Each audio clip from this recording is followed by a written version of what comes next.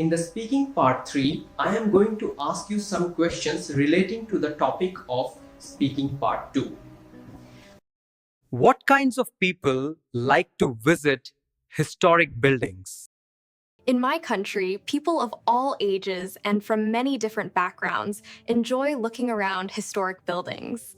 At the weekends and during school holidays, they are popular with families who visit for a day out. Many old manor houses have extensive grounds, which are ideal for the kids to run around and play in. Lots of historic sites offer educational tours and activities for schools, as they are the perfect place to learn about how people lived in the past. So most historic houses get school trips visiting. Old castles are particularly popular with school kids. Another common group of visitors is retired people, because they have plenty of time for leisure activities. And I think they are attracted by the tea rooms as much all the interesting things there are to look at and learn about, as most historic houses have one, and they always serve delicious cakes. Finally, I mustn't forget the tourists. For the most famous historic buildings, they are the largest group of visitors. Do you think it's worth the money to preserve old buildings? That's such a difficult question to answer.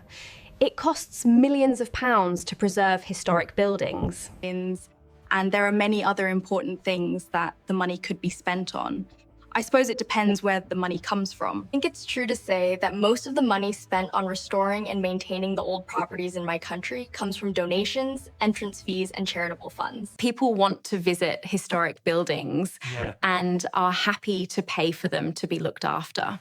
If the government was responsible for their upkeep, it would be more difficult to justify the huge costs involved. Of course, historic properties are part of our heritage, and that's important to preserve. They also attract a large number of overseas tourists who contribute a significant amount to our economy. So weighing it up, I'd have to say that I do think it's worth the money to preserve old buildings.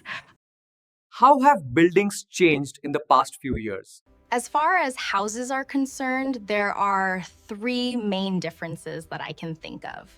First, it's now common to see 3-story homes on new housing estates, which you never used to get, and there are not so many bungalows being built. This is because there is less building land available than, say, 20 years ago. Second, new houses are more eco-friendly, with better insulation and improved double glazing to make them more energy efficient. Third, there are new rules concerning things like the width of doors and the height of switches, so that new properties are wheelchair-friendly.